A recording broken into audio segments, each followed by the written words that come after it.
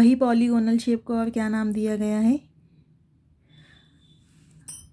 Polygonal shape के base में एक बेसमेंट मेम्ब्रेन प्रेजेंट होती है। अब पॉलीगोनल शेप, ये जो शेप है इस सेल का, इसके अंदर न्यूक्लियस प्रेजेंट होते हैं।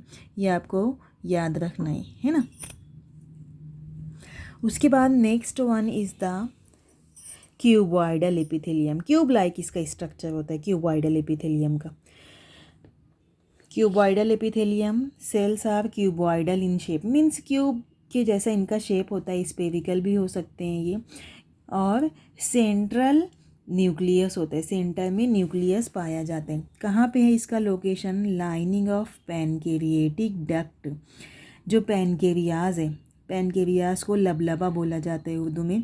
तो पैनकेरिएटिक डक्ट की लाइनिंग में, मतलब जब स्टार्ट हो रहा है जो पैनकेरियाज, तो उसके एकदम किनारे किनारे की जो मार्जिन है उसको लाइनिंग बोला जाता है। वहाँ पे ये क्यूबॉइडल एपिथेलियम प्रेजेंट होते हैं। सलाइवरी डक्ट में प्रेजेंट होते हैं। सलाइवरी डक्ट ये लोआब दहन का जो गुदूद है, सलाइवरी डक्ट उसको बोला जाता है जहाँ से सलाइवा का सिक्रीशन होता है। Proximal and distal convoluted tubule of nephron. ये नेफ्रॉन क्या है? Nephron it is the functional unit of kidney. Kidney के अंदर ये नेफ्रॉन पाया जाता है। अब नेफ्रॉन एक तरीके की फंक्शनल यूनिट है, जैसे हम लोग पढ़े हैं कि cell is the functional unit of life, है ना। तो वैसे ही nephron it is the functional unit of kidney. Kidney की ये फंक्शनल यूनिट है क्या? नेफ्रॉन। तो यहाँ पे क्या दिया जा रहा है कि क्यूबॉइडल एपिथेलियम जो है, ये क्यूबॉइडल एपिथेलियम कहाँ पे पाया जाएगा?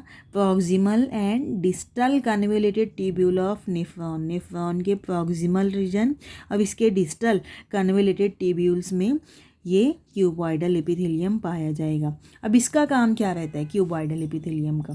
तो ये important function of cuboidal epithelium absorption and secretion. ये क्या काम करते हैं? एब्सॉर्प्शन का भी काम करते हैं और सिक्रीशन का भी काम करते हैं। अब देखिए कैसा दिखाई दे रहा है। नीचे बेसमेंट मेम्ब्रेन प्रेजेंट है, उसके बाद क्यूब लाइक स्ट्रक्चर में सेल मौजूद है और उसके अंदर न्यूक्लियस प्रेजेंट है। और न्यूक्लियस के आजू बाजू में लिक्विफाइड स्टेट है और वही लिक्विफाइड स्टेट साइटोप्लाज्म कहलाती है ना। Next one is the columnar epithelium. अब ये कॉलमनार एपिथेलियम, कॉलम लाइक इसका स्ट्रक्चर दिया गया है कॉलमनार एपिथेलियम का। अब ये कैसे दिखाई देते हैं कॉलमनार एपिथेलियम? तो कॉलम का एक के जैसा इसका स्ट्रक्चर है। डिस्क्रिप्शन क्या दिया गया है? टॉल होते हैं, ये पिलर लाइक होते हैं, खंबे के जैसे, नैरो होते हैं। Inner end of the cell, इसका इनर एंड कैसा होता है? नैरो होता है। Broad end flat free end of the cell, जो इसका अदर एंड होता है ये कैसा होता है?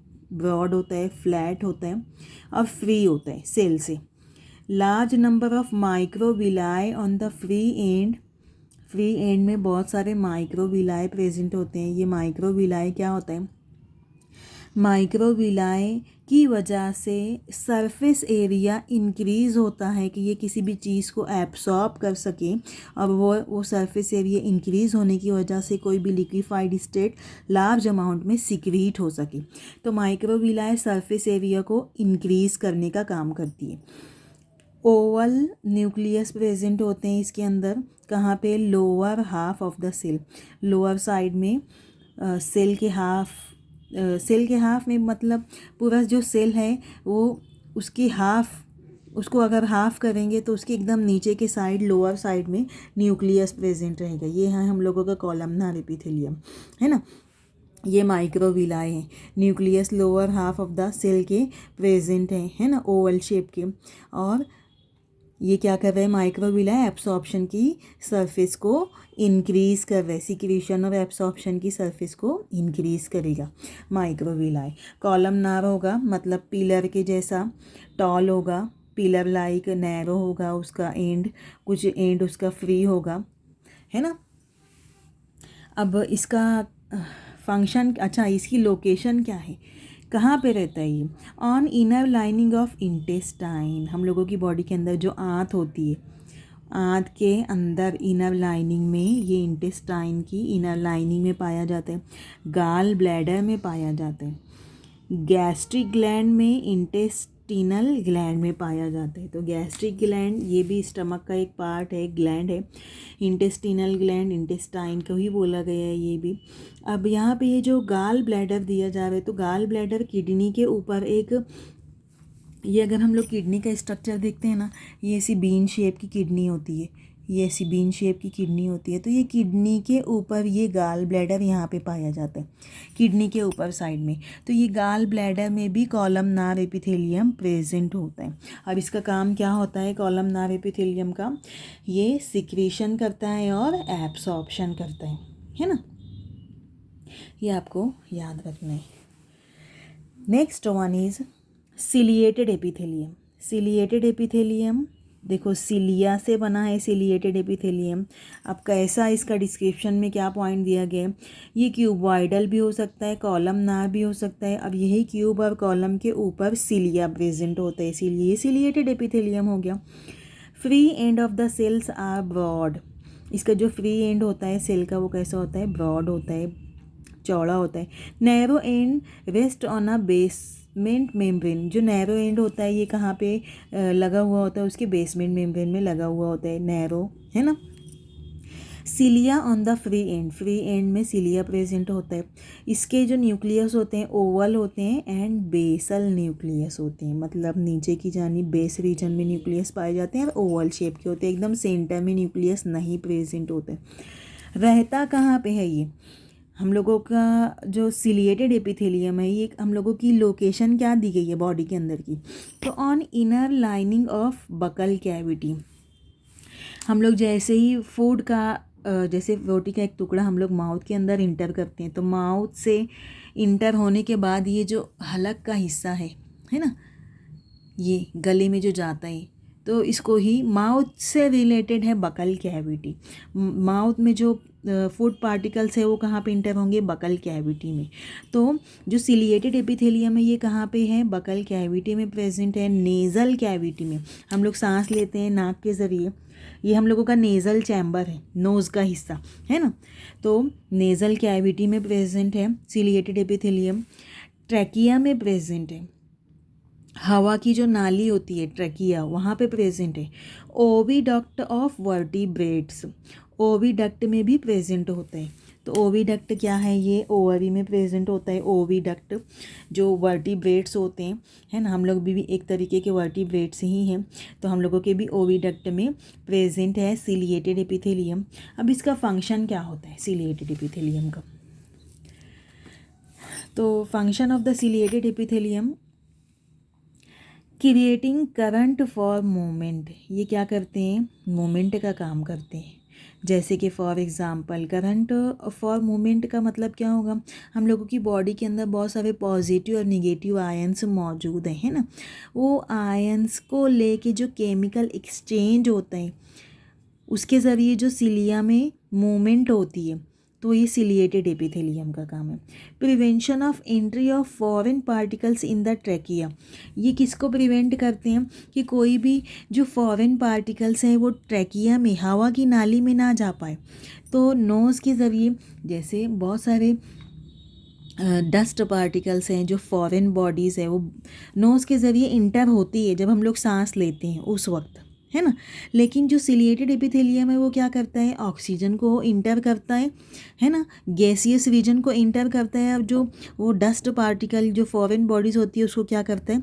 रिप्लेस कर देते हैं। तो ये किसका काम है? सिलिएटेड एपिथेलियम का काम है ना।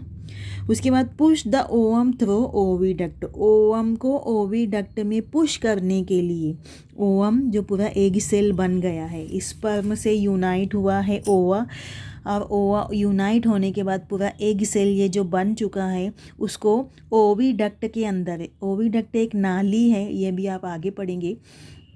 तो वहाँ पे पुश करने का काम भी किसका है? सिलिएटेड एपिथेलियम का है ना।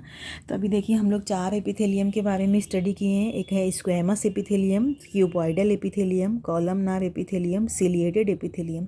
आपको याद क्या रखना है यहाँ पे कि इसका डिस्क्रिप्शन क्या है, इसकी लोकेशन क्या है और इसका फंक्शन क्या है। देखिए 4 चीज़ें इंपॉर्टेंट है, एग्ज़ाम में भी अगर ये पूछा जा रहा है ना तो आपको इसका डिस्क्रिप्शन लिखना है, लोकेशन लिखना है और फंक्शन लिखना है ना। ये बहुत इंपॉर्टेंट है जो आपको बताया गया। तो ये चार्ट पूरा आप बना लो और इसको ये चार्ट के हिसाब से ही आपको यहाँ पे याद भी करना है। अब सिलिएटेड एपिथेलियम देखिए, क्यूब लाइक स्ट्रक्चर है इसका, कॉलम लाइक स्ट्रक्चर है, और कॉलम लाइक स्ट्रक्चर के ऊपर जो ब्रॉड एंड है इसका, उस ब्रॉड एंड में क्या प्रेजेंट है, सिलिया प्रेजेंट है। अब वो मूवमेंट करते हैं। न्यूक्लियस कहाँ पे प्रेजेंट है इसके, बेसल रीजन में, बेस रीजन में न्यूक्लियस प्रेजेंट है, एकदम सेंटर में नहीं है न्यूक्लियस। अब वही बेस रीजन में जो न्यूक्लियस प्रेजेंट है कैसे शेप का है, वो ओवल शेप का है। Next one is the glandular epithelium.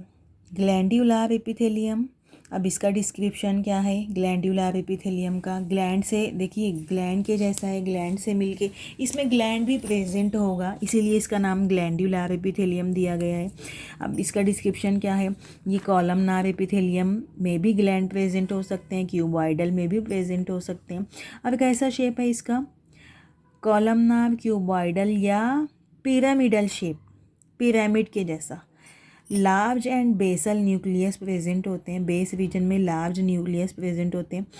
Cytoplasm with secretory granules, cytoplasm में एक सिक्रेटरी ग्रैन्यूल्स प्रेजेंट होते हैं। उसके बाद इसकी लोकेशन कहाँ पे है, तो इनर सरफेस ऑफ ग्लैंड, ये ग्लैंड के इनर सरफेस पे होते हैं। अब इसमें भी टाइप दी गई है, देखिए इसमें भी टाइप कौन कौन सी है, तो सबसे पहले यूनिसेलुलर, कुछ ग्लैंड कैसे होते हैं, यूनिसेलुलर होते हैं, सिर्फ एक ही सेल से मिलके बने होते हैं यूनिसेलुलर। कुछ मल्टी सेलुलर, बहुत सारे सेल से मिलकर बने होते हैं। तो जो यूनिसेलुलर है उसमें कौन सा सेल है, goblet cell of intestine. Goblet cell it is a fat cell, intestine में जो फैट सेल है उसको ही क्या बोला गया है, गोबलेट सेल बोला गया है, जो कैसा है, यूनिसेलुलर है। और ये ग्लैंड्यूलर एपिथेलियम यहाँ पे मौजूद है। Next one is the multi cellular. Multi cellular it means a salivary gland is present. Salivary gland के अंदर मल्टी सेलुलर ग्लैंड्यूलर एपिथेलियम मौजूद है। Next is the duct bearing gland. Duct bearing gland होते हैं, एक डक्टलेस ग्लैंड होते हैं। अब डक्ट बियरिंग किसको बोलेंगे, डक्ट किसको बोला जाएगा और डक्टलेस किसको बोला जाएगा। तो यहाँ पे आप सिर्फ इतना याद रखिए कि डक्ट बियरिंग एक्सोक्राइन ग्लैंड होते हैं और डक्टलेस इंडोक्राइन ग्लैंड होते हैं। अब जैसे देखिए यहाँ पे मैं आपको बता रही हूँ कि ये एक ग्लैंड है। अब ये ग्लैंड में जो भी सिक्रीशन हो रहे, अब वो सिक्रीशन होने के बाद यहाँ पे बहुत सारी वेसल्स हैं, अब वो वेसल्स के ज़रिए वो सिक्रीशन हो जा रहे है ना। तो यहाँ पे डक्ट मौजूद है, नाली मौजूद है ना, तो इसको डक्टेड ग्लैंड बोला जाता है। और डक्टेड ग्लैंड कैसा होता है, एक्सोक्राइन होता है ये ग्लैंड।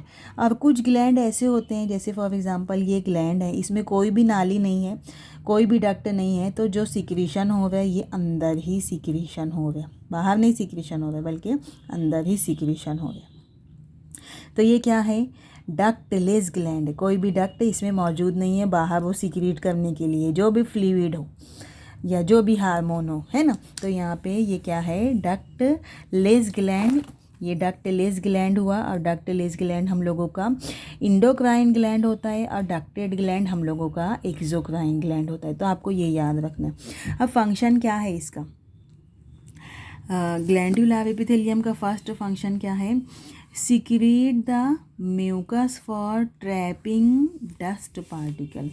म्यूकस को ये सिक्रीट करता है। म्यूकस क्या है, एक तरीके का चिपचिपा मादा है ना। म्यूकस ऑयली ग्लैंड को भी बोला जाता है। और ये क्या करता है, डस्ट पार्टिकल्स को ट्रैप करता है।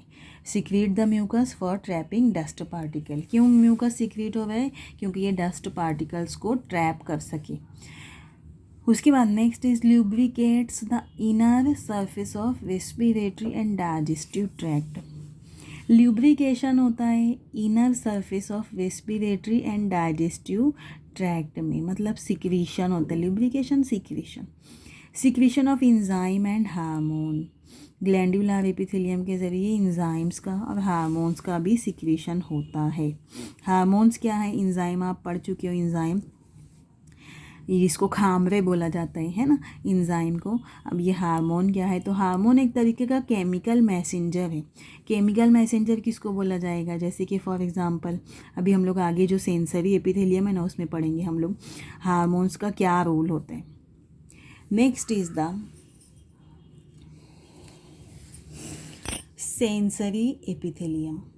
अच्छा, ये दिखाई कैसा देता है, क्या क्या होता है इसके अंदर, तो देखो ये क्यूब के जैसा भी हो सकता है, कॉलमनार भी हो सकता है, इसमें माइक्रोविलाई भी प्रेजेंट होते हैं, अब ग्लैंड भी प्रेजेंट होते हैं। अब ये ग्लैंड यहाँ पे इसमें इसको म्यूकस नाम दिया गया है। ये सब साइटोप्लाज्म है, ओवल शेप का न्यूक्लियस है जो बेसमेंट में प्रेजेंट है। इसका नाम डायरेक्टली ये ग्लैंड का नाम गोबलेट सेल दिया गया है और ये एब्सॉर्प्टिव सेल है ना। तो ये सब आपको याद रखना है, माइक्रोविलाई प्रेजेंट होता है इसमें। Next is the sensory epithelium. Sensory epithelium ये इसका डिस्क्रिप्शन क्या दिया गया है, modified form of columnar cell. ये कॉलमनार सेल्स को और ज़्यादा मॉडिफाइड करता है सेंसरी एपिथेलियम, है ना। अब वो और ज़्यादा जो मॉडिफाइड करेगा तो अब क्या होगा, इलोंगेटेड न्यूरोसेंसरी सेल इसमें आके ऐड हो जाते हैं।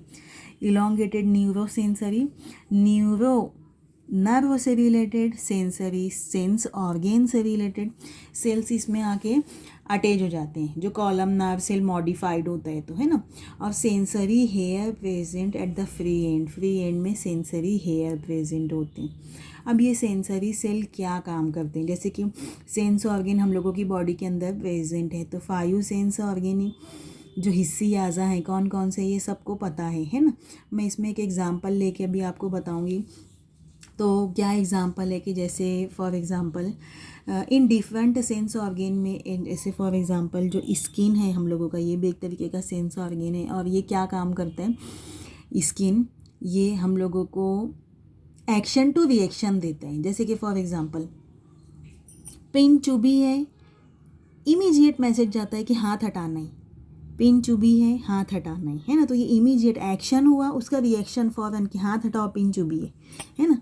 ये ऐसा नहीं कि, तो अंदर केमिकल मैसेंजर्स एक दूसरे को मैसेज देते हैं, पिन चुभी है हाथ हटाना है। तो ये एक तरीके का ये हार्मोन्स की वजह से भी होता है, न्यूरॉन्स की वजह से भी होता है, जो हम लोगों की बॉडी के अंदर नर्व सेल है, सेंसरी सेल में मिलते हैं, उसके ज़रिए भी ये होता है एक्शन टू रिएक्शन, है ना, जो सेंसरी आ जाए। जैसे कि फॉर एग्जांपल इसका फंक्शन क्या क्या है, ये तो हम लोग डिस्क्रिप्शन देखे थे इसका कि ये मॉडिफाइड कॉलमनार सेल को करता है, इलोंगेटेड न्यूरोसेंसरी सेल्स प्रेजेंट रहते हैं और इसके एक एंड पे सेंसरी हेयर प्रेजेंट रहते हैं। और लोकेशन क्या है, जो हम लोगों का डिफरेंट सेंस ऑर्गेन है, ये सब उसकी सेंसरी एपिथेलियम की लोकेशन है।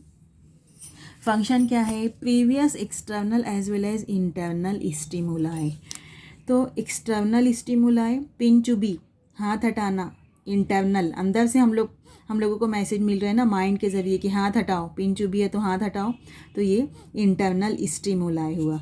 फाउंड इन नोज़ के ज़रिए हम लोग डिफरेंट स्मेल्स को क्या कर सकते हैं, आइडेंटिफाई कर सकते हैं। तो ये ऑल्फैक्टरी, ये एक तरीके का सेंसरी ऑर्गेन है हम लोगों का नोज़। उसके बाद ईयर के ज़रिए सुनाई देता है, ऑडिटरी हेयर सेल इसमें प्रेजेंट होते हैं। उसके बाद आई, जो हम लोग विजन का काम करते हैं, देखने का, तो photo receptors are present in eyes, समझ रहे हो आप। उसके बाद next one is the germinal epithelium. अच्छा, होता कैसा है ये देखिए, मॉडिफाइड फॉर्म है कॉलमनार एपिथेलियम का, क्यूबॉइडल एपिथेलियम का, ये मॉडिफाइड फॉर्म है। इसमें सेंसरी सेल्स भी प्रेजेंट होते हैं। और क्या क्या है, एक्सॉन है, तो ये axon, dendrite, receptor, supporting cell, ये सब क्या है, ये एक्शन टू रिएक्शन को देने वाले अलग अलग एक सेल्स हैं जो एक्शन टू रिएक्शन दे रहे। जैसे मैं एग्जांपल दी अभी आपको, हाथ हटाना है तो पिन चुभी है, एक्सटर्नल स्टिमुलाई क्या हुआ, पिन चुभना एक्सटर्नल बैरूनी तौर से हो रहे, अंदरूनी तौर से क्या होता है, माइंड से मैसेज आता है कि हाथ हटाओ, तो ये इंटरनल स्टिमुलाई है एक तरीके का। तो ये हम लोगों का क्या हुआ, sensory epithelium. Next one is the germinal epithelium. अब जर्मिनल एपिथेलियम जर्म सेल से रिलेटेड है। और अभी हम लोग स्टार्टिंग में इसका इंट्रोडक्टरी पार्ट पढ़े हैं कि जर्म सेल क्या है, ये they are present only in a male individual, जो जिसको बताए कि ये मेल है ये, और जिसको बताया कि ये फीमेल ऑर्गेन है ना। तो जर्मिनल एपिथेलियम वहीं पर पाए जाएंगे। इसका डिस्क्रिप्शन क्या है कि meiotic division to produce haploid gamete. आप मियोसिस और माइटोसिस अभी पढ़ेंगे, तो मियोटिक डिवीज़न इसमें होता है जो हैप्लॉइड गैमेट्स को बनाते हैं। इन गोनेड्स, इसकी लोकेशन कहाँ पे है, गोनेड्स में इनकी लोकेशन है। एक तो सेमिनिफेरस ट्यूब्यूल्स की लाइनिंग में होता है, तो seminiferous tubules is present in a male reproductive organ and inner lining of the ovary, तो ovary is present in a female reproductive organ.